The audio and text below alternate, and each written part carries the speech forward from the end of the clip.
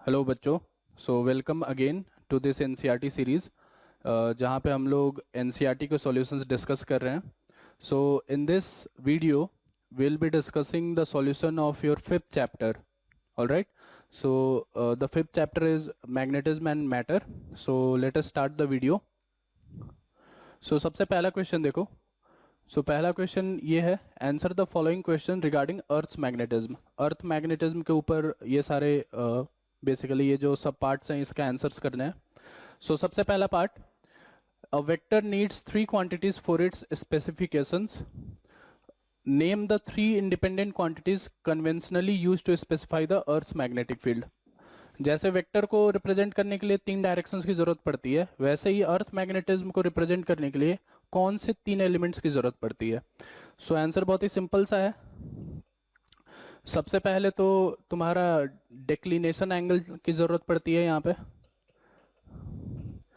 Declination angle का मतलब जो जियोमैग्नेटिक मेरिडियन होता है और जो जियोग्राफिकल मेरिडियन होता है, उन दोनों के बीच में जो एंगल होता है उसी को हम लोग डिक्लिनेशन एंगल बोलते हैं। इसकी जरूरत पड़ती है। दूसरी जरूरत जो है यहाँ पे एंगल ऑफ डिप की पड़ती है।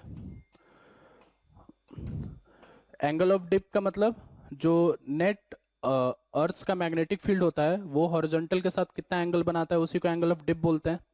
और लास्ट में हॉरिजॉन्टल या फिर वर्टिकल भी बोल सकते हो, vertical component of magnetic field.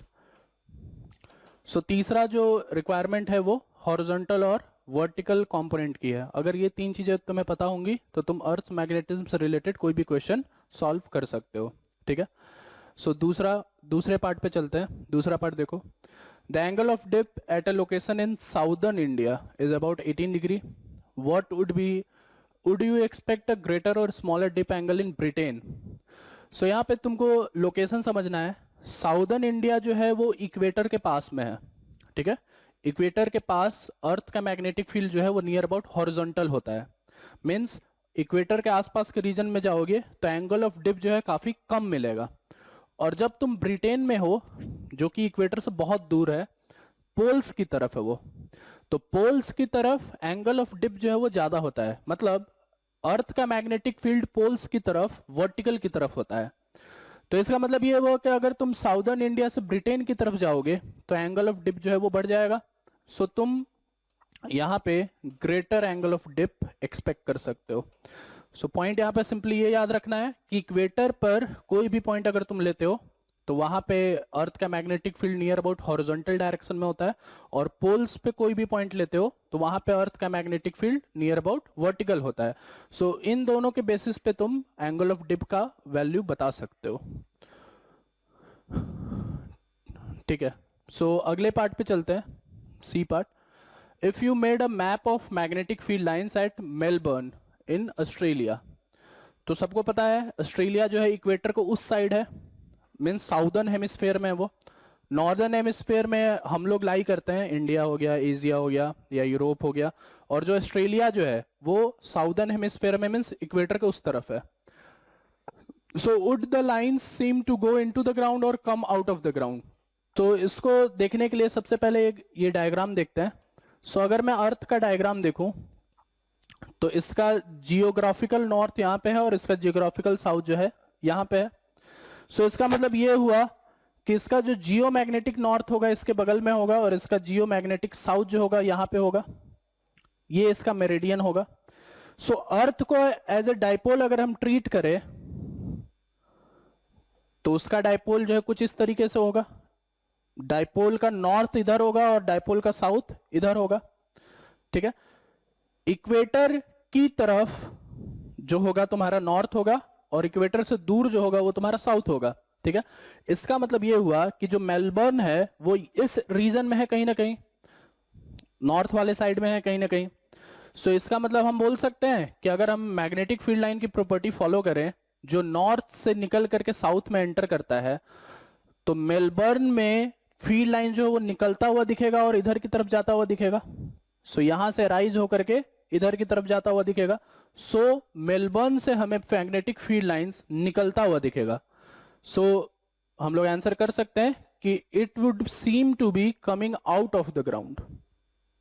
सो इस डायग्राम के बेसिस पे इस तरीके से इसका आंसर कर सकते हैं, ठीक है। सो अगले पार्ट पे चलते हैं, ऑप्शन डी पे। In which direction would a compass free to move in the vertical plane point to if located right on the geomagnetic north or south पोल।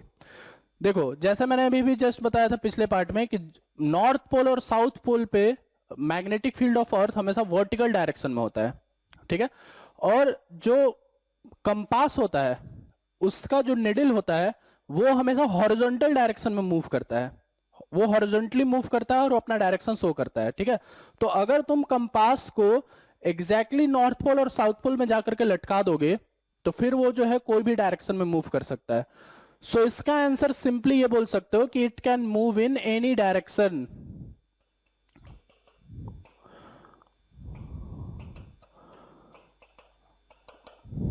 ठीक है, जो वर्टिकल डायरेक्शन में है अर्थ का मैग्नेटिक फील्ड और वो हॉरिजॉन्टली मूव कर सकता है, ठीक है। तो इसका मतलब वो एक पूरे सर्कल में कहीं पे भी घूम सकता है, इस वजह से it can move in any direction is the answer. So coming to the next part, option E देखो, the earth field it is claimed रफली approximate the field due to dipole of magnetic moment इतना, ठीक है। अर्थ का जो dipole moment है हम लोग यूजुअली इतना मान के चलते हैं। So check the order of magnitude of this number in some way. तो अपने को फील्ड का वैल्यू जो है उसका नंबर चेक करना है कि किस नंबर के रेंज में होगा, ठीक है। सो यहां पे कोई भी एक पॉइंट कंसिडर कर लेते हैं चेक करने के लिए, जैसे कि फॉर एग्जांपल मैं अर्थ का सरफेस मान लेता हूं, ठीक है। तो अर्थ का सरफेस अगर हम कंसिडर करें तो वहां का मैग्नेटिक फील्ड जो होगा उसको लिखा जा सकता है mu not by 4 pi M upon R cube. उसके परपेंडिकुलर बाइसेक्टर पे अर्थ का सरफेस होगा ऊपर, so mu nought 4 pi M upon R cube. So यहाँ पे वैल्यूज पुट कर देते हैं। म्यू नॉट अपॉन 4 पाई का वैल्यू हो जाएगा 10⁻⁻⁷, एम का वैल्यू दिया हुआ है जो कि 8 इंटू 10⁻22 और R cube radius of earth होता है 6400 किलोमीटर। सो इसकी वैल्यू अपन ले सकते हैं 6.4 into 10⁻5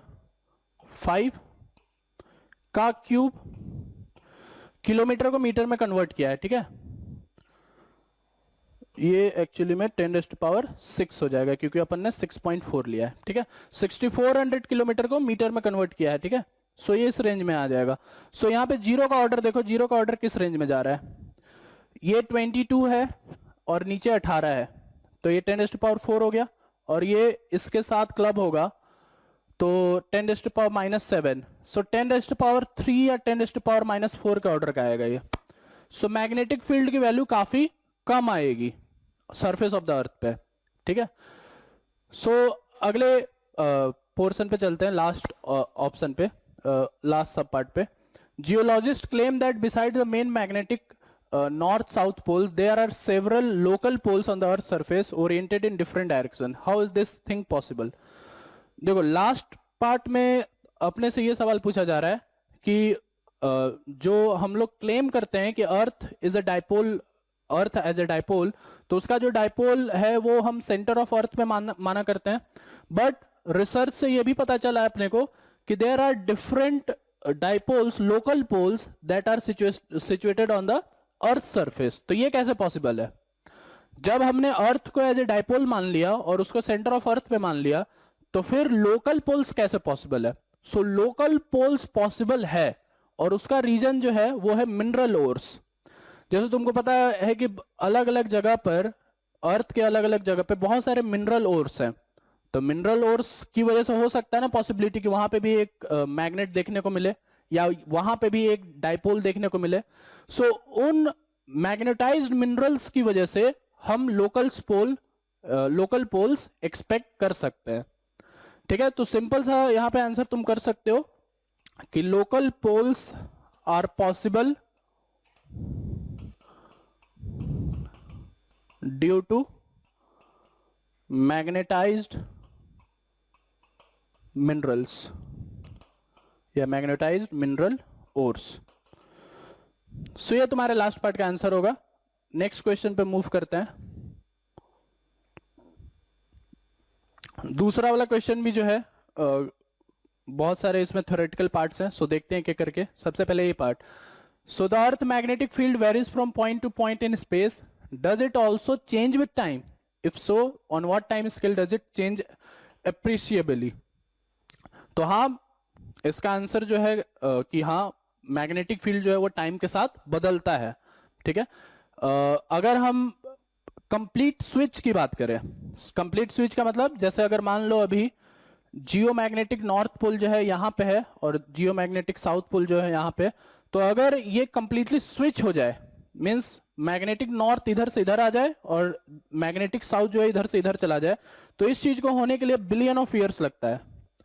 so billion of years में कंप्लीट चेंज देखने को मिलता है, कंप्लीट स्विच देखने को मिलता है।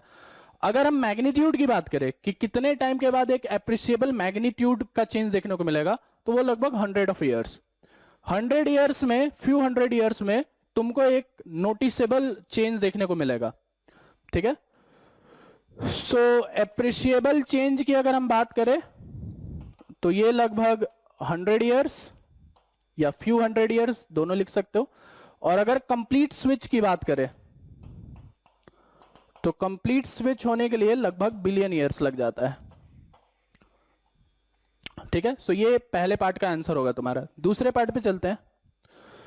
सो दूसरे पार्ट में सवाल ये है कि the earth core is known to contain iron, yet geologist do not regard this as a source of the earth magnetism, why? अपने को जैसे कि ये बताया गया है कि अर्थ के कोर में जो है आयरन बहुत ज्यादा प्रेजेंट है, लेकिन अर्थ का मैग्नेटिज्म इसकी वजह से नहीं है, किसी और चीज की वजह से। ऐसा क्यों? देखो, इसका सिंपल सा रीजन ये है कि अर्थ में जो ये जो आयरन प्रेजेंट है वो आयरन फेरोमैग्नेटिक नहीं है, उसका नेचर जो है वो फेरोमैग्नेटिक मटेरियल का नहीं है। और मैग्नेटिज्म यूजुअली उसी मटेरियल से सबसे ज्यादा देखने को मिलता है जो फेरोमैग्नेटिक होता है नेचर में। इस वजह से अर्थ का मैग्नेटिज्म इस आयरन कोर की वजह से नहीं है, कुछ और चीज की वजह से है। क्या चीज की वजह से वो अभी दूसरे पार्ट में देखते हैं आगे, ठीक है। तो इसका आंसर ये लिखोगे तुम कि it is not ferromagnetic in nature, ठीक है। सी पार्ट पे आते हैं। सो सी पार्ट में है the charged currents in the outer conducting regions of the earth core are thought to be responsible for earth magnetism. ये तुम्हारा आंसर है अर्थ के मैग्नेटिज्म का। चार्ज पार्टिकल जो वहां पे रिवॉल्व हो रहे हैं उसकी वजह से मैग्नेटिज्म देखने को मिलता है, ना कि आयरन के प्रेजेंस की वजह से। So what might be the battery that is the source of the energy to sustain these currents. तो ये जो सोर्स है ये कहां से मिल रहा है, मतलब ये जो चार्ज पार्टिकल्स आ रहे हैं ये कहां से आ रहे हैं, कौन है इनका सोर्स, ठीक है। तो देखो, इसका कोई डायरेक्ट स्ट्रेट फॉरवर्ड आंसर नहीं है कि कौन इसको सप्लाई कर रहा है, ठीक है। लेकिन मोटे मोटे तौर पे ये माना जा सकता है कि हो सकता है कि वहां पे जो चार्ज पार्टिकल्स आ रहे हैं वो रेडियो एक्टिविटी की वजह से आ रहे हैं। जैसे कुछ ऑब्जेक्ट्स जो हैं या कुछ एलिमेंट्स जो है वो डिके हो रहे हैं टाइम के साथ, और उस डिके प्रोसेस में अपने को ये चार्ज पार्टिकल्स बनते हुआ दिख रहा है। सो एक प्रोबेबिलिटी जो है ये बोला जा सकता है कि ड्यू टू रेडियो एक्टिविटी की वजह से ये चीज तुम बोल सकते हो, ठीक है। सो कंक्लूसिव एविडेंस यहाँ पे बहुत सारा नहीं है अवेलेबल अपने पास, इस वजह से हम हमेशा सरफेस पे रह करके ही बात कर सकते हैं कि क्या चीज पॉसिबल हो सकता है वहां पे, ठीक है। So coming to the next part, the earth may have seen the earth may have even reversed the direction of its field several times during its history of 4 to 5 billion years. How can geologists know about the earth field in such distinct past? तो ये जो part है ये पूछना चाह रहा है कि अर्थ जो है पिछले बहुत सारे बिलियन ईयर्स में बहुत बार स्विच हो चुका है, उसका अर्थ का मैग्नेटिक फील्ड जो है काफी बार स्विच हो चुका है। तो ये चीज अपने को कैसे पता है? तो इसका आंसर ये है, ये चीज अपने को पता है थ्रू रॉक्स, ऐसे रॉक्स जो मैग्नेटिक है नेचर में, ठीक है। उन रॉक्स का अगर तुम एनालिसिस करोगे, उन रॉक्स पे अगर तुम स्टडी करोगे, जैसे कुछ एक्सपेरिमेंट्स के नाम है जो तुम यहाँ पे मतलब याद रख सकते हो। जैसे एक्सपेरिमेंट का नाम है मैग्नेटोमीटर। अगर मैग्नेटोमीटर एक्सपेरिमेंट जो है अगर तुम उस पर परफॉर्म करो उन मैग्नेटिक रॉक्स पे, तो तुमको ये पता चल जाएगा कि वो जो रॉक है वो कितना पुराना है। जो मैग्नेटिक फील्ड है वो किसी तरीके से, बहुत ही वीक तरीके से उसमें जाकर के स्टोर हो जाता है, वो तुम डायपोल्स की स्टडी से उसके पढ़ सकते हो, ठीक है। मतलब जो भी मैग्नेटिक रॉक्स है उसमें जो डायपोल के ओरिएंटेशंस है, उन डायपोल के ओरिएंटेशन को अगर तुम स्टडी करते हो तो वहां पे तुमको ये पता चलता है कि किस तरीके से ओरिएंटेशन है डायपोल्स का, हेंस किस तरीके से मैग्नेटिक फील्ड रहा होगा अर्थ का। सो उन मैग्नेटिक रॉक्स के हेल्प से तुम बता सकते हो कि क्या क्या मैग्नेटिक फील्ड रहा होगा अर्थ का इन द पास्ट, ठीक है। So moving ahead to the E part. So the Earth's field departs from its dipole shape substantially at large distances greater than about 30,000 km. What agencies may be responsible for this distortion? तो अभी जैसे हमने देखा था कि surface of the अर्थ पे ही magnetic field की value जो है काफी कम होती है।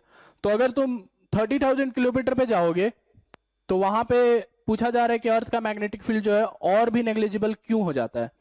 तो एक तो डिस्टेंस का फैक्टर है, डिस्टेंस का अगर तुम वहां पे फॉर्मुलेट करोगे, फॉर्मूला लगाओगे μ/4πm/r³, सो r बहुत ज्यादा होने की वजह से मैग्नेटिक फील्ड की वैल्यू घट जाएगी।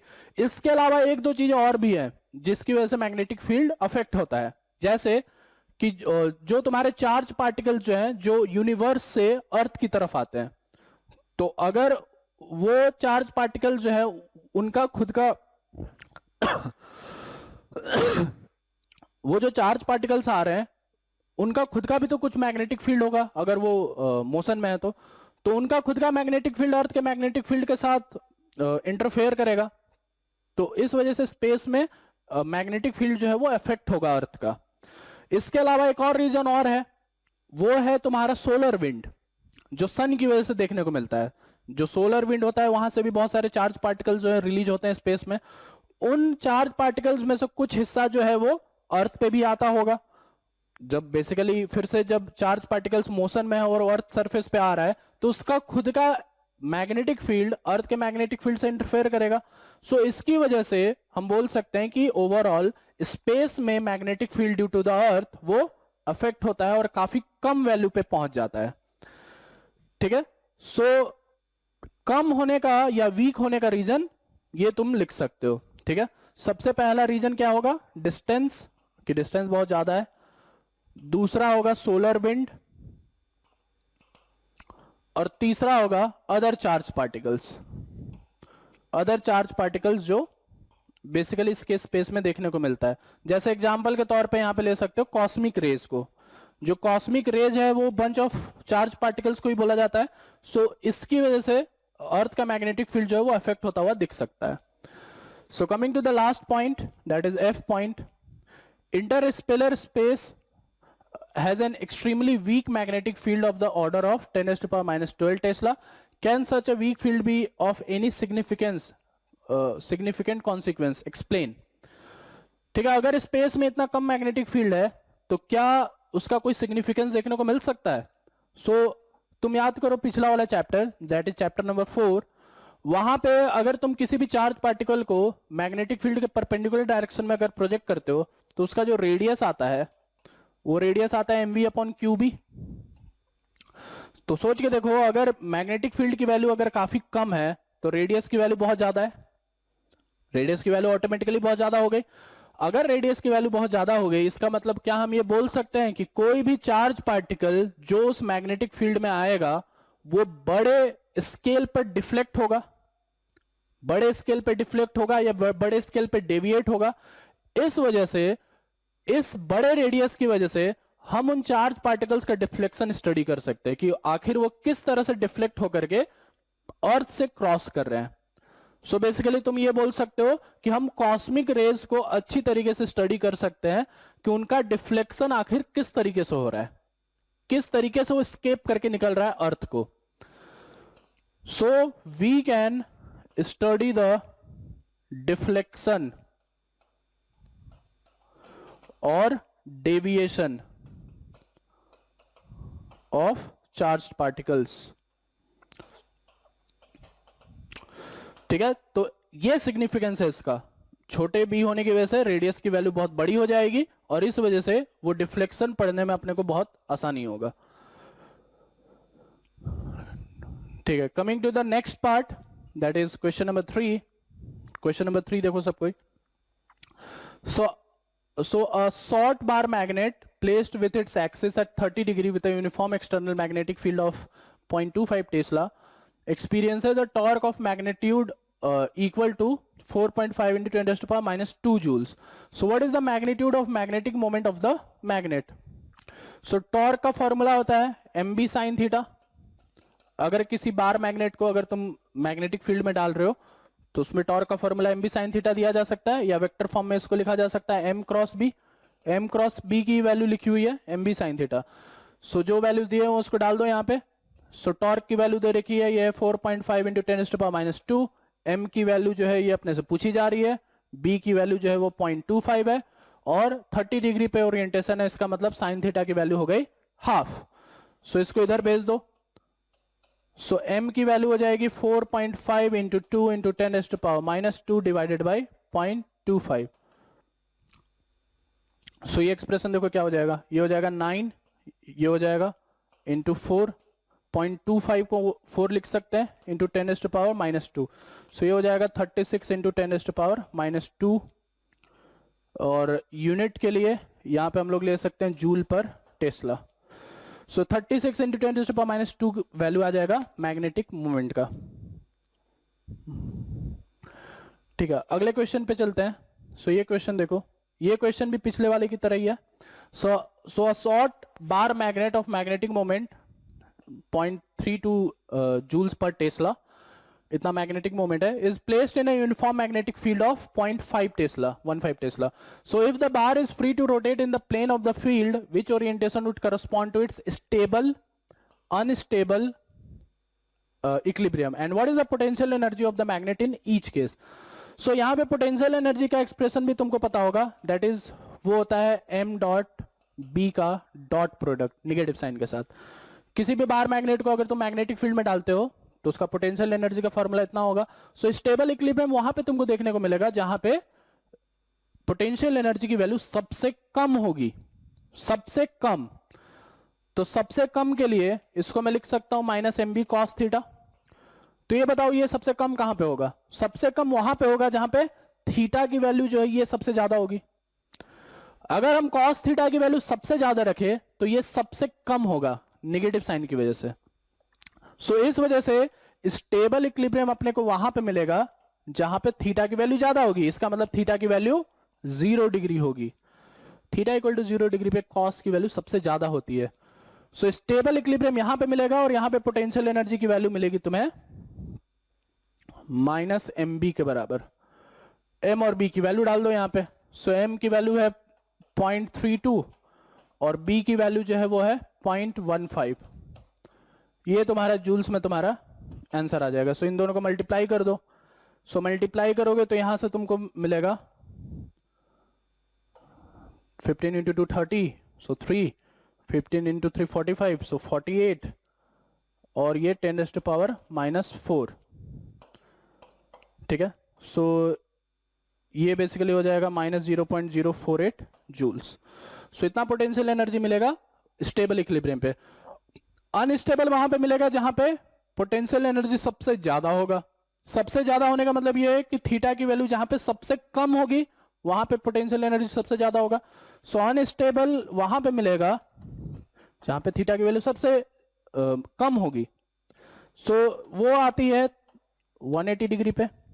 सबसे कम मीन्स -1. -1 की वैल्यू 180 डिग्री पे मिलती है. सो यहां पे पोटेंशियल एनर्जी की वैल्यू हो जाएगी प्लस एम बी, मतलब यहां पे हो जाएगा 0.048 जूल्स. तो ये स्टेबल है और ये अनस्टेबल है. इसके अलावा एक तीसरा पॉइंट भी पूछा जा सकता है जो कि इसमें नहीं है, फिर भी मैं बता देता हूं तुम्हें, वो है न्यूट्रल पॉइंट. न्यूट्रल पॉइंट आएगा वहां पे जहां पे पोटेंशियल एनर्जी की वैल्यू 0 के बराबर होगी और वो आएगा थीटा इक्वल टू 90 डिग्री पे. सो तीसरे पॉइंट के लिए ऐसे याद रख सकते हो. बाकी क्वेश्चन कंप्लीट हो गया है. ठीक है, अगली क्वेश्चन पे चलते हैं. सो अगला क्वेश्चन देखो. A closely wound solenoid of 800 turns and area of cross section this much carries a current of 3 ampere. So explain the sense in which the solenoid acts like a bar magnet. ठीक है, and what is its associated magnetic moment.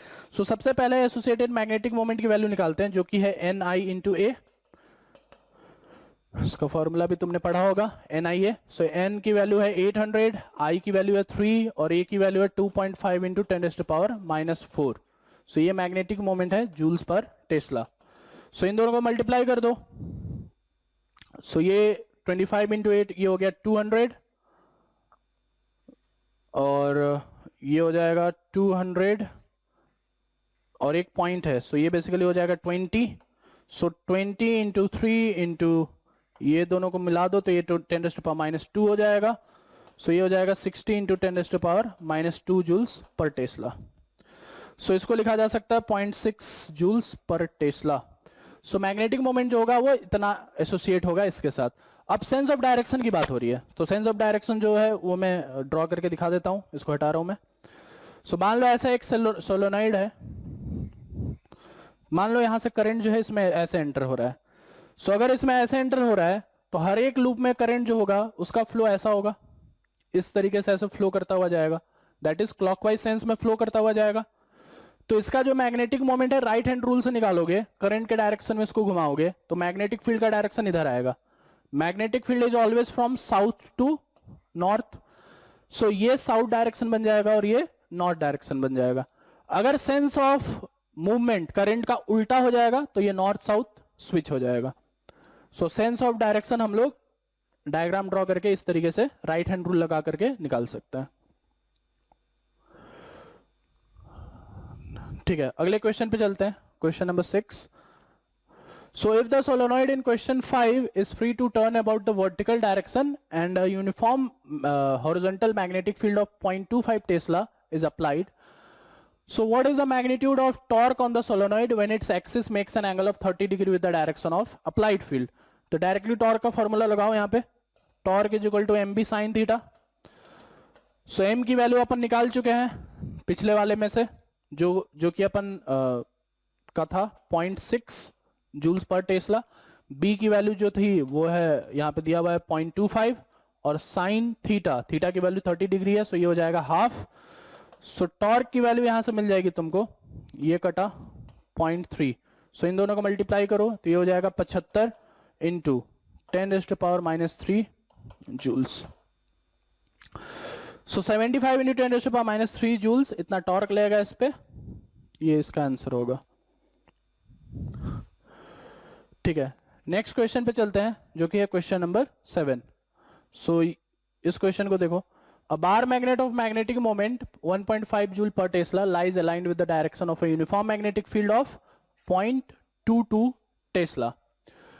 ठीक है, सो इतने magnetic field में इस bar magnet को रखा जा रहा है। सो देखो क्या पूछा जा रहा है, what is the amount of work required by an external torque to turn the magnet so as to align its magnetic moment normal to the field direction.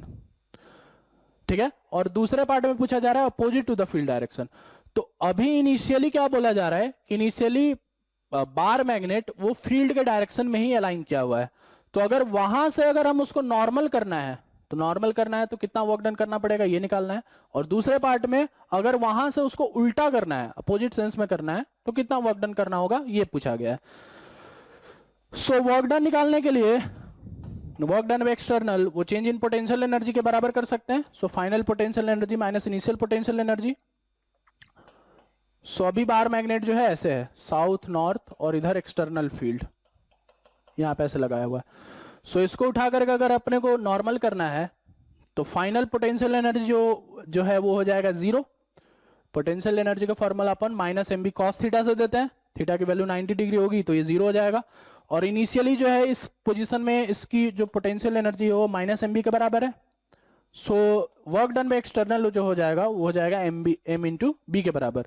So m दे रखा है b दे रखा है, दोनों को मल्टीप्लाई कर दो। सो ये हो जाएगा 1.5 इंटू 0.22। सो ये हो जाएगा, देखो कितना हो जाएगा, ये हो जाएगा 330 इंटू 10⁻⁻³ जूल्स। सो ये हो जाएगा 0.33 जूल्स। इतना वर्क डन करना पड़ेगा नॉर्मल डायरेक्शन में इसको स्विच करने के लिए। दूसरे पार्ट में बोला जा रहा है कि अपोजिट डायरेक्शन में लाने के लिए, तो अपोजिट डायरेक्शन में लाने के लिए फिर से final potential energy minus initial potential energy कर सकते हैं। So final potential energy opposite direction में हो जाएगा mb और इनिशियल डायरेक्शन में है, इसका माइनस एम बी, अपोजिट करोगे तो थीटा की वैल्यू 180 डिग्री हो जाएगी। 180 मतलब पोटेंशियल एनर्जी हो जाएगा एम बी, कॉस 180 की वैल्यू -1 होती है। सो इसका मतलब ये जो वैल्यू हो जाएगा ये हो जाएगा 2 MB, जो पिछला वाला भी आंसर निकाला था उसका डबल कर दो, वर्क डन बाय एक्सटर्नल आ जाएगा। ये तुम्हारा दूसरे पार्ट का आंसर होगा। सो बी पार्ट पे आते हैं। बी पार्ट पे देखो क्या पूछा जा रहा है, what is the torque on the magnet in cases 1 and 2। ठीक है, सो 1 and 2 में कितना टॉर्क लग रहा है। सो सबसे पहले फर्स्ट केस देखो, जब ये बाहर मैग्नेट ऐसे हो चुका है तो इस सिचुएशन में कितना टॉर्क लग रहा है, मैग्नेटिक फील्ड यहां पे लगा हुआ है। सो ऑब्वियस सी बात है कि ये साउथ है ये नॉर्थ है, यहां पे इसका मैग्नेटिक मोमेंट है इस डायरेक्शन में, तो इन दोनों के बीच में जो एंगल है वो 90 डिग्री है। सो टॉर्क का फॉर्मूला लगाओगे तो हो जाएगा एम बी साइन थीटा, जो कि है यहाँ पे एम बी साइन 90, इन दोनों के बीच में एंगल 90 डिग्री है। सो यहाँ पे टॉर्क की वैल्यू आ जाएगी एम बी के बराबर। फिर से एम बी की वैल्यू अपन निकाल चुके हैं, डायरेक्टली डालो यहाँ पे, टॉर्क की वैल्यू मिल जाएगी। और दूसरे पार्ट में जब ये उल्टे डायरेक्शन में हो जा रहा है, तो उल्टे डायरेक्शन में यहां पे मैग्नेटिक मोमेंट का डायरेक्शन इधर है और एक्सटर्नल फील्ड का डायरेक्शन इधर है, इन दोनों के बीच में अगर एंगल देखे वो एंगल है 180 डिग्री। सो यहां पे टॉर्क का फॉर्मूला जब लगाओगे एम बी साइन 180 करोगे तो साइन 180 की वैल्यू 0 होती है, सो टॉर्क की वैल्यू 0 के बराबर हो जाएगी। सो दूसरे केस में टॉर्क की वैल्यू 0 के बराबर हो जाएगी। सो ये क्वेश्चन नंबर 7 है। अगले क्वेश्चन पे मूव करते हैं जो कि है क्वेश्चन नंबर 8। So 8 देखो, a closely wound solenoid of 2000 turns and area of cross section 1.6 into 10 to the power -4 meter square carrying a current of 4 ampere is suspended through its center along the turn in a horizontal plane। So सारे turns horizontal plane में है, मतलब ऐसे solenoid नीचे की तरफ है, turns ऐसे ऐसे हैं, सोलोनॉइड ऐसे नीचे की तरफ जा रहा है। सो what is the magnetic moment associated with the solenoid. तो मैग्नेटिक मोमेंट निकालने के लिए डायरेक्टली यहाँ पे फॉर्मूला लगाओ तुम, एन आई ए, एन की वैल्यू 2000 है, आई की वैल्यू जो है वो 4 है, और ए की वैल्यू दे रखी है that is 1.6 into 10 to the power -4। So joules per tesla में ये तुम्हारा मैग्नेटिक मोमेंट आ जाएगा।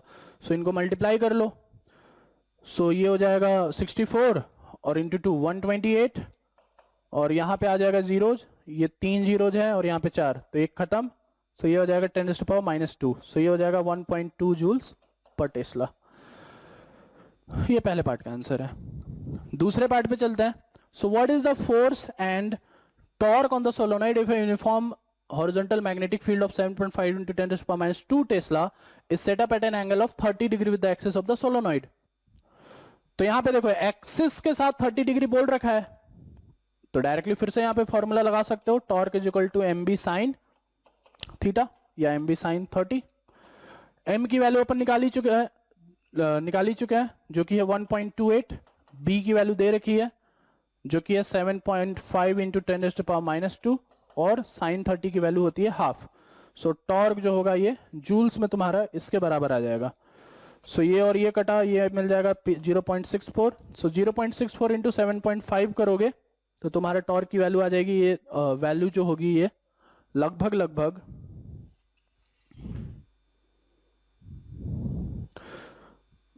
48 into 10 to the power -3 joules के बराबर होगी। मल्टीप्लाई करके चेक कर लेना, इतना तुम्हारा आंसर हो जाएगा। सो ये है क्वेश्चन नंबर 8। ठीक है, अगले क्वेश्चन पे आते हैं जो कि है question number 9। So a circular coil of 16 turns and radius 10 centimetre carrying a current of 0.75 ampere rest with its plane normal to an external field of magnitude 5 into 10 to the power -12 10 to the power -2 tesla. So the coil is free to turn about an axis in its plane perpendicular to the field direction। So इसका जो plane है वो field के direction के perpendicular है। इसका मतलब area vector और फील्ड वेक्टर ये दोनों एक ही डायरेक्शन में है। एरिया वेक्टर अपने प्लेन के हमेशा, सरफेस के प्लेन का हमेशा परपेंडिकुलर डायरेक्शन में होता है, ये हमने पहले भी कभी डिस्कस किया था। सो एरिया वेक्टर और फील्ड वेक्टर ये भी सेम डायरेक्शन में है। सो देखते हैं आगे क्या पूछा है। Now when the coil is turned slightly and released, it oscillates about its stable equilibrium with a frequency of 2 per second। इतने फ्रीक्वेंसी के साथ एसएचएम हो रहा है. सो what is the moment of inertia of the coil about its axis of rotation. ठीक है. सो सबसे पहले यहां पे अपन m की वैल्यू निकालते हैं. सो m की वैल्यू निकलेगी फिर से NIA से.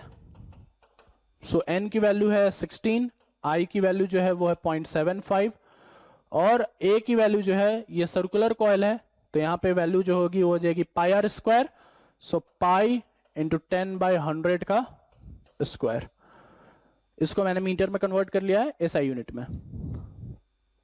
सो ये वैल्यू देखो कितनी आ जाएगी. ये एक जीरो कट जाएगा, यहां से एक जीरो आ जाएगा. ठीक है. सो यहां पे जब multiply 12 pi into 10⁻⁻² joules per tesla. ठीक है. कैलकुलेशन कर लेना, यहां पे इतनी वैल्यू तुम्हें मिल जाएगी. नाउ टाइम पीरियड का एक्सप्रेशन, जब एक छोटे बार मैग्नेट को अगर तुम किसी एक्सटर्नल मैग्नेटिक फील्ड में रखते हो तो उसका जो टाइम पीरियड आता है वो आता है 2π√m/I coefficient of theta. Coefficient of theta जो कि होता है mb के बराबर. सो I की वैल्यू यहां से आ जाएगी, इसको स्क्वायर कर दो दोनों तरफ तो ये हो जाएगा mb/4π². सो टाइम पीरियड जो होता है वो 1/फ्रीक्वेंसी होता है, तो इस वजह से इसको लिखा जा सकता है mb/4π² f². सो देखो यहां पे m की वैल्यू निकाल ही चुके हैं, b की वैल्यू दी हुई है और f की वैल्यू भी दी हुई है. f की वैल्यू जो कि है 2, 1.2 into 10⁻⁻⁴ kg metre square. So moment of inertia की वैल्यू इतनी मिलेगी. सारी वैल्यूज को यहां पे पुट कर दो. पाई स्क्वायर को तुम यहां पे 10 मान सकते हो. पाई स्क्वायर को 10 मानोगे तो ये तुम्हारा आंसर आ जाएगा. ठीक है. नेक्स्ट क्वेश्चन पे चलते हैं. 10th क्वेश्चन देखो. A magnetic needle free to rotate in a vertical plane parallel to the magnetic meridian has its north tip pointing down at 22 degree with the horizontal. ठीक है. So north से 22 degree जो है dip की तरफ magnetic field point कर रहा है. ठीक है. वर्टिकल प्लेन में. ठीक है. अब आगे बात करते हैं. The horizontal component of the earth magnetic field at place is known to be 0.35 G. So what is the magnitude of earth magnetic field at the place. So ये जो डिप दे रखा है, क्या यही तुम्हारा एंगल ऑफ डिप है. Horizontal से 22 डिग्री नीचे पॉइंट कर रहा है, इसका मतलब ये है कि वही तुम्हारा एंगल ऑफ डिप हो गया. सो अगर नेट मैग्नेटिक फील्ड B है, जैसे मान लो ये हॉरिजॉन्टल है, ये डिप है, यहां पे B है, ये एंगल जो थीटा है, ये हॉरिजॉन्टल फील्ड जो है तुमको दे रखा है, तो B का जो इधर वाला कंपोनेंट होगा वही हॉरिजॉन्टल फील्ड होगा. इस वजह से हम बोल सकते हैं कि B cos theta is equal to ये वैल्यू जो दे रखी है, दैट इज 0.35 G. ये जो G है ये है CGS unit of magnetic field. ठीक है. सो ये इसको बोला जाता है गॉस. सो 1 गॉस जो होता है वो 10⁻⁻⁴ टेस्ला के बराबर होता है. ये CGS में है, ये SI में है. ठीक है. कन्वर्जन करोगे तो इस तरीके का रिलेशन यहां पे देखा जा सकता है. So B cos 22 is equal to 0.35 G हो जाएगा. सो इसको उधर भेज दो. सो B की वैल्यू हो जाएगी 0.35 sec 22 G. सो अर्थ का जो मैग्नेटिक फील्ड होगा इस प्लेस पे वो इस वैल्यू के बराबर होगा. sec 22 की वैल्यू जो है वो ट्रिग्नोमेट्री के टेबल से तुम निकाल कर डाल सकते हो, यहां से तुमको आंसर मिल जाएगा. ठीक है. अगले क्वेश्चन पे आते हैं जो कि है question number 11. So at a certain location in Africa a compass points 12 degree west of the geographic north. ठीक है. तो जियोग्राफिक नॉर्थ से 12 डिग्री पे कंपास जो है पॉइंट कर रहा है. इसका मतलब ये है कि डेक्लिनेशन एंगल यही है तुम्हारा. जियोग्राफिक नॉर्थ या जियोग्राफिक मेरिडियन और जियोमैग्नेटिक मेरिडियन के बीच में जो एंगल होता है वही तुम्हारा डिक्लिनेशन एंगल होता है. सो ये बेसिकली डिक्लिनेशन एंगल तुमको दे रखा है. पढ़ो आगे फिर. The north tip of the magnetic needle of a dip circle placed in the plane of the magnetic meridian points 60 degree above the horizontal. तो ये जो 60 डिग्री above the horizontal है यही तुम्हारा एंगल ऑफ डिप हो गया. Horizontal से ऊपर 60 डिग्री की तरफ पॉइंट कर रहा है, इसका मतलब यही है तुम्हारा angle of dip. The horizontal component of earth field is measured to be this much. Specify the direction and magnitude of earth field at the location. So फिर से B cos 60 ये हो जाएगा 0.16 G. सो इसका मतलब ये हो जाएगा B cos 60 की वैल्यू हाफ होती है, सो ये हो जाएगा 0.32 G. डायरेक्शन इसका होगा जियोग्राफिकल नॉर्थ से वेस्ट की तरफ 12 degree and 60 degree above the horizontal. जैसा लिखा है बिल्कुल वैसे ही यहां पे छाप सकते हो, वही तुम्हारा मैग्नेटिक फील्ड का डायरेक्शन होगा। ठीक है, सो लैंग्वेज थोड़ा सा कॉम्प्लिकेटेड है, लेकिन तुम जब इसको जियोग्राफिकल नॉर्थ जियोग्राफिकल साउथ से रिलेट करके करोगे तो इजीली आंसर कर सकते हो। ठीक है, क्वेश्चन नंबर 12 पे आते हैं। क्वेश्चन नंबर 12 देखो, a short bar magnet has a magnetic moment of 0.48 joules per tesla. ठीक है, इतना मैग्नेटिक मोमेंट है इसका। Give the direction and magnitude of magnetic field produced by the magnet at a distance of 10 centimetre from the centre of the magnet on the axis and on the equatorial lines. So अगर ये bar magnet है तो ये तुम्हारा axial line है और ये तुम्हारा इक्वेटोरियल लाइन है, ये सबको पता ही होगा तुम्हें। ये एक्सियल लाइन है और ये इक्वेटोरियल लाइन है। तो एक्सियल लाइन पर जो मैग्नेटिक फील्ड होता है उसका फॉर्मूला दिया जा सकता है μ0/4 2m upon r cube, where m is the magnetic moment. Values put कर दो यहाँ पे। सो ये हो जाएगा 10⁻⁷ 2 into 0.48 divided by r। r की वैल्यू जो है वो दे रखी है तुम्हें 10 सेंटीमीटर के बराबर। सो ये हो जाएगा 10/100 का क्यूब।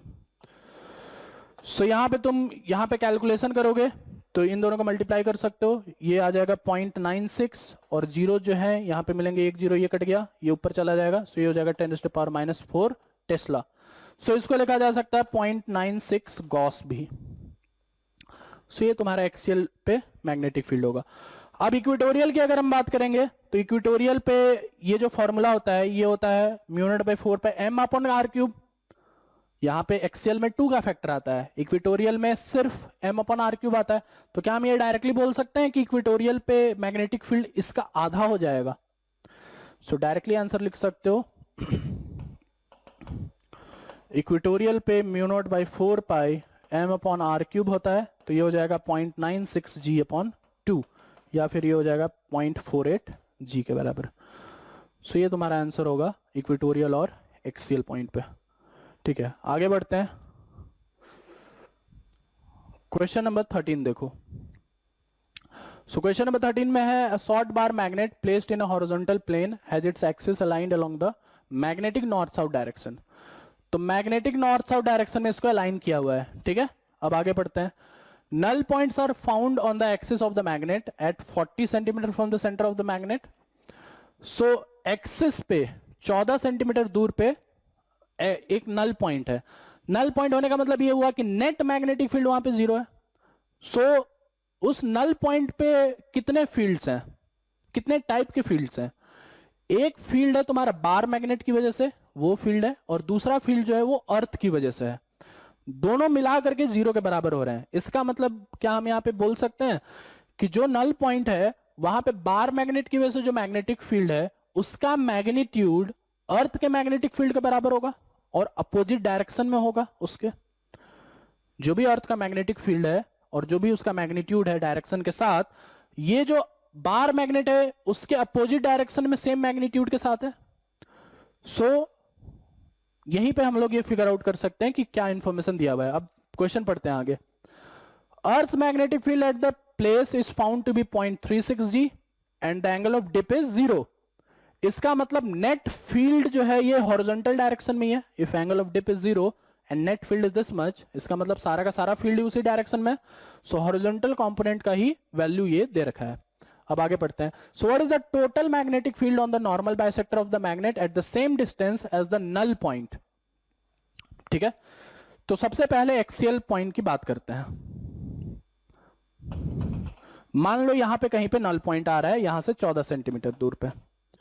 ठीक है, तो क्या हम ये बोल सकते हैं कि μ0 2m अपॉन r क्यूब का जो मैग्नीट्यूड है ये 0.36 g के बराबर है? ये बोला जा सकता है। इसकी वजह से जो मैग्नेटिक फील्ड है और अर्थ की वजह से जो मैग्नेटिक फील्ड है वो कट के 0 हो रहा है, नल पॉइंट मिल रहा है यहां पे। तो इसका मतलब ये हुआ कि इसका मैग्नीट्यूड इसके बराबर होगा, ये 0.36 जी। अब अपने को मैग्नेटिक फील्ड पूछा जा रहा है यहां पे इस पॉइंट पर। ठीक है, इस पॉइंट पे पूछा जा रहा है अपने को, नॉर्मल बाइसेक्टर पे पूछा जा रहा है कि यहां पे मैग्नेटिक फील्ड कितना होगा। ठीक है। सो अब यहां पे दो चीजें समझनी है। पहली चीज कि यहां पे जो भी मैग्नेटिक फील्ड था बार मैग्नेट की वजह से, इसका अपोजिट डायरेक्शन में यहां पे मैग्नेटिक फील्ड होगा।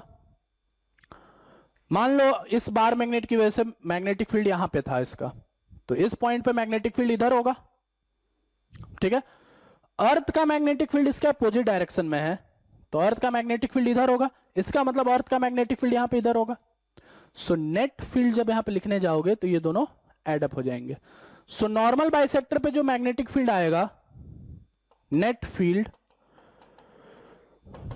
वो आएगा अर्थ का magnetic field that is 0.36 G plus इस बार मैग्नेट की वजह से मैग्नेटिक फील्ड जो कि इसका आधा है, इस वैल्यू का आधा है, इस वैल्यू का आधा मतलब 0.18 जी है, इसका मतलब ये वैल्यू हो जाएगा 0.54 जी के बराबर। So net field at this point will be in दोनों का सम। ये चीज है तुमको यहां पे देखनी थी। अब अगले पार्ट में पूछा जा रहा है कि इफ, अगले पार्ट में क्या पूछा जा रहा है, अच्छा ये पार्ट तो हो गया। अब अगले पार्ट में देखो यहां पे इस क्वेश्चन में पूछा जा रहा है, so if the bar magnet in exercise 5.13 is turned around by 180 degree, so where will the new null point be located. ठीक है। सो पिछला वाला बार मैग्नेट को फिर से कंसिडर करते हैं। इसकी वजह से मैग्नेटिक फील्ड जो था इस पॉइंट पे बार की वजह से ये यहां पे था, और अर्थ का जो मैग्नेटिक फील्ड था वो यहां पे था ओरिजिनली। अब अगर मैं इसको उल्टा कर दूं, इसको अगर मैं उल्टा कर दूं तो इस पॉइंट पे जो मैग्नेटिक फील्ड होगा वो आ जाएगा यहां पे, ठीक है। अर्थ का मैग्नेटिक फील्ड इधर ही है, इसका मतलब क्या हम बोल सकते हैं कि इस बार एक्सिस पे कहीं पे भी नल पॉइंट नहीं है, तो नल पॉइंट फिर कहां पे है? नल पॉइंट इस बार मिलेगा तुमको परपेंडिकुलर बाइसेक्टर पे, यहां पे मिलेगा। जो बार मैग्नेट की वजह से मैग्नेटिक फील्ड आएगा वो इसके उल्टे आएगा, मतलब इधर की तरफ आएगा, और जो अर्थ का मैग्नेटिक फील्ड है वो आ रहा है यहां पे। सो अगर तुमने बार मैग्नेट को उल्टा कर दिया है तो इस बार नॉर्मल बाइसेक्टर पर तुम्हारा नल पॉइंट देखने को मिलेगा। सो इस वजह से हम यहां पे बोल सकते हैं कि mu not by 4 pi M upon R cube की वैल्यू 0.36 के बराबर होगी। इसको मान लेते हैं कुछ आर नॉट, और ओरिजिनल इक्वेशन से हमने निकाला था कि mu not by 4 pi 2m upon R cube is equal to 0.36। इस आर की वैल्यू जो है वो दे रखी थी 14 सेंटीमीटर के बराबर। आर नॉट की वैल्यू यहां पे निकालनी है, इन दोनों को डिवाइड कर दो। सो यहां पे दोनों को डिवाइड करोगे तो अपने को मिलेगा, ये इससे डिवाइड करो तो ये मिलेगा तुमको R cube by 2 R naught cube is equal to 1। So यहां से आर नॉट की वैल्यू मिल जाएगी r into 2 raise to power -1/3। r की वैल्यू 14 सेंटीमीटर रखोगे और 2 का क्यूब रूट निकालोगे तो ये लगभग 11.1 सेंटीमीटर के आसपास आ जाएगा। सो परपेंडिकुलर बाइसेक्टर या नॉर्मल पर इस डिस्टेंस पर जब जाओगे तो तुमको नल पॉइंट देखने को मिलेगा। ये पूरा वेक्टर का खेल था। वेक्टर अगर तुमको समझ में आ गया तो सवाल इस तरीके से किया जा सकता है। ये क्वेश्चन नंबर पे देखो, question number 15। So question number 15 पढ़ते हैं। A short bar magnet of magnetic moment 5.25 into 10 raised to power -2 joules per Tesla is placed with its axis perpendicular to the Earth's field direction। ठीक है। सो एक bar magnet है और उसके perpendicular direction में अर्थ का फील्ड दिया हुआ है। At what distance from the center of the magnet the resultant field is inclined at 45 degree with Earth's field on its normal bisector। और दूसरे पार्ट में पूछा गया है कि on its axis. So normal bisector और एक्सिस पे वो पॉइंट्स ढूंढने हैं जहां पे नेट फील्ड 45 डिग्री एंगल बना रहा है अर्थ के मैग्नेटिक फील्ड के साथ। Also it is given that magnitude of earth field at the place is given to be 0.42 G. Ignore the length of the magnet in comparison to the distances involve. Earth का magnetic field जो है वो 0.42 जी दे रखा है, और अपने को ऐसे पॉइंट ढूंढने हैं जहां पे नेट फील्ड 45 डिग्री एंगल बना रहा है अर्थ के मैग्नेटिक फील्ड के साथ। सो मान लिया जाए कि ये तुम्हारा बार मैग्नेट है, ये तुम्हारा एक्सियल लाइन है। सो अर्थ का जो मैग्नेटिक फील्ड है वो इसके परपेंडिकुलर डायरेक्शन में है। ठीक है। सो यहां पे अगर हम नॉर्मल बाइसेक्टर पे निकालें तो नॉर्मल बाइसेक्टर वाली लाइन ये वाली होगी, इसी के प्लेन में है, ठीक है। सो इस पॉइंट पे देखो, इस पॉइंट पे अर्थ का मैग्नेटिक फील्ड जो है वो यहां पे लगा हुआ है। सो अगर नेट फील्ड को 45 डिग्री अलाइन होना हुआ तो ये वाला जो कंपोनेंट आएगा, दूसरा कंपोनेंट, इस कंपोनेंट को इस कंपोनेंट के बराबर होना पड़ेगा। ये दोनों कंपोनेंट जब बराबर होंगे तभी नेट फील्ड इसके साथ 45 डिग्री एंगल बनाएगा। सो नॉर्मल बाइसेक्टर के लिए हम लोग ये बोल सकते हैं कि mu not by 4 pi m upon r cube is equal to 0.92g 42g, g को अपन रिप्लेस कर देते हैं SI यूनिट में, दैट इज 10⁻⁴ टेस्ला। सो यहां पे वैल्यूज पुट करो, म्यू नॉट बाई 4 की वैल्यू जो है 10⁻⁷ है, m की जो वैल्यू है वो दे रखी है 5.25 into 10⁻² by r cube is equal to 0.42 into 10⁻⁴। So यहां से r की वैल्यू जो है, इसको इधर ले जाओ और इसको नीचे ले आओ। सो ये आ जाएगा 5.25 डिवाइडेड बाई 0.42, और जीरोस का अगर तुम यहां पे क्लब करो तो ये हो जाएगा 9/4, मतलब ये हो जाएगा 10⁻⁵। सो यहां पे अगर तुम कैलकुलेट r की जो वैल्यू आएगी वो 5 सेंटीमीटर के बराबर आएगी। कैलकुलेशन यहां पे देख लेना, यहां पे क्यूब रूट जब लोगे तो तुम्हें 5 सेंटीमीटर के बराबर मिलेगी। ये पहले पार्ट का आंसर होगा। दूसरे पार्ट में अपने को एक्सिस पे निकालना है। सो एक्सिस पे निकालने के लिए mu not by 4 pi 2m upon r cube is equal to 0.42g हो जाएगा। इसको मैं SI यूनिट में इसको भी कन्वर्ट कर दे रहा हूं। सो यहां पे भी वैल्यूज पुट करोगे तो यहां से जो r की वैल्यू तुमको वैल्यू लगभग मिलेगी 6.3 सेंटीमीटर के बराबर। सो एक्सियल रीजन और जो तुम्हारा इक्वेटोरियल रीजन है या फिर नॉर्मल रीजन जो है, वहां पे तुमको ये पॉइंट्स मिलेंगे जहां पे नेट फील्ड अर्थ के मैग्नेटिक फील्ड के साथ 45 डिग्री एंगल बना रहा होगा। सो ये सारे क्वेश्चन है जो इस चैप्टर के थे, that is magnetism and matter के ऊपर। सो हम लोग नेक्स्ट वीडियो में मिलेंगे अगले चैप्टर के साथ और अगले सॉल्यूशन के साथ, ठीक है। सो वीडियो यहीं पे एंड करते हैं। Thank you.